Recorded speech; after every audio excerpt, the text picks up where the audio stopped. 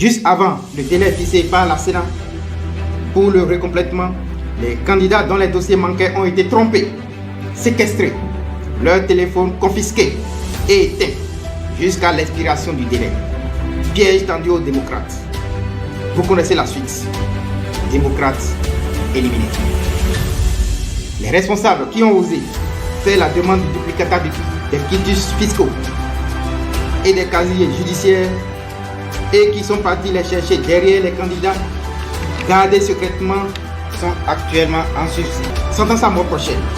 Le gaz lacrymogène contre les manifestants devra en répondre tôt ou tard avec la dernière rigueur. Ce n'est pas fini.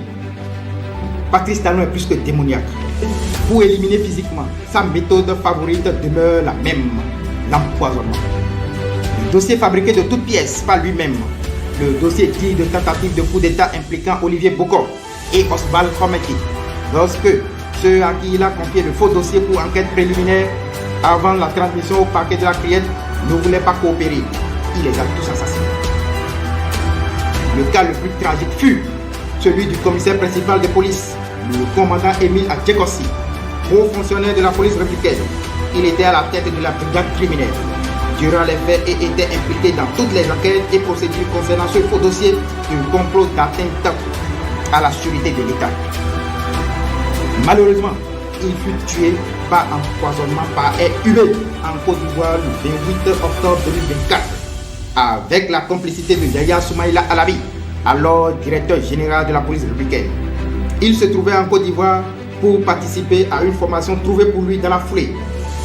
Aussitôt descendu de l'avion, il fut conduit dans sa chambre d'hôtel déjà réservée pour lui.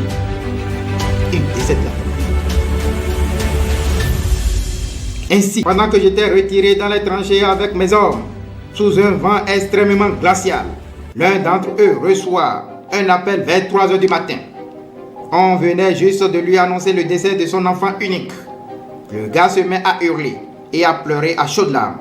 Miracle est morte. Ma fille unique est décédée. Je dois partir, hurlait-il. Elle était malade depuis 1 mois déjà et je n'ai pas eu l'occasion de la voir une seule fois. Ma femme ne me pardonnera jamais. Son chagrin était un torrent qui nous a tous submergés. Autour de lui, mes hommes le regardaient et se regardaient, immobiles, le cœur serré.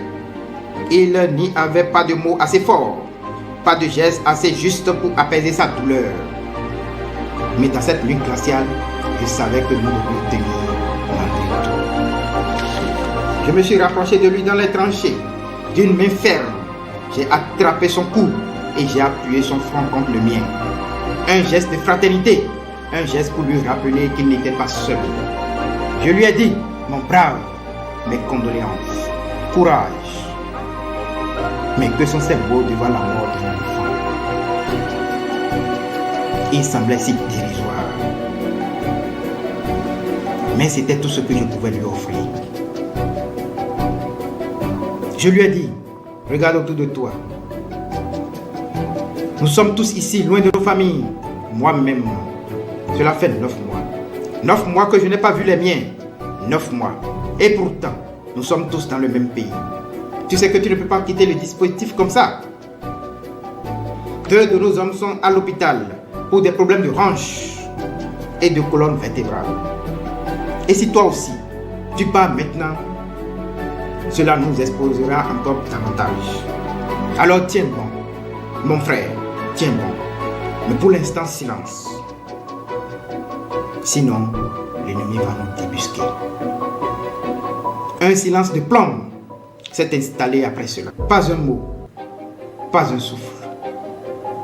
Mais dans ce silence, il y avait plus que de la discipline. Il y avait une douleur partagée, une douleur muette, que chacun portait en lui. La sienne et celle des autres. Nos regards se croisaient, chargés de chagrin, mais aussi d'une résolution inflexible. Lorsque nous avons été enfin relevés, après plusieurs semaines de ce calvaire sur cette position, je l'ai convoqué. Je lui ai donné la permission Une permission que je savais interdite, mais nécessaire. Je lui ai dit, rentre comme un vrai combattant. Va voir ta femme. Va dire adieu à ta fille. Reviens-nous quand tu pourras. Avec un léger sourire au coin de ses lèvres, il m'a fait un dada sec, suivi d'un demi-tour en courant. Il est parti ce jour-là comme un homme grisé, mais déterminé. Il a traversé les lignes comme s'il affrontait le monde entier pour aller retrouver ce qu'il restait de sa vie. Ces instants dans les tranchées et sur le terrain, mes chers compatriotes, ne sont pas seulement des histoires.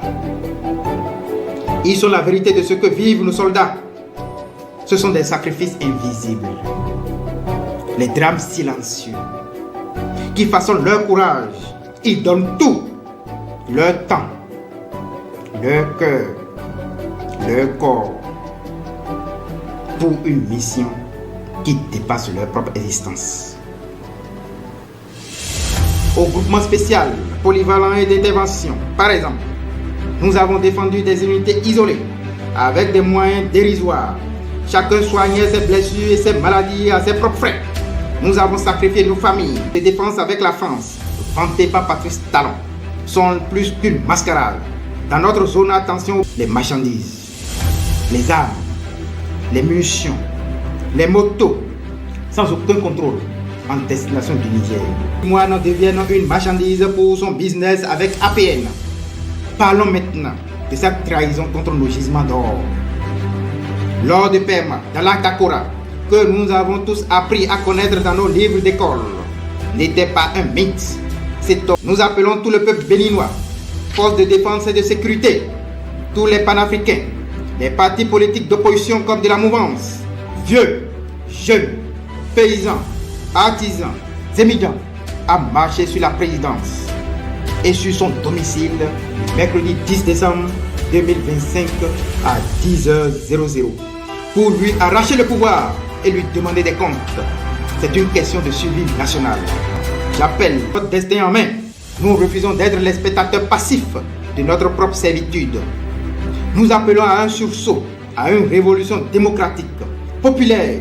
Notre salut passe par une union des forces progressistes d'Afrique pour bâtir les Nations Unies d'Afrique. Le changement commence, ici et maintenant. Soyons courageux, soyons unis. Ensemble, nous pourrons bâtir un Bénin nouveau, libre, juste et prospère. Vive la révolution, vive la nation du Bénin.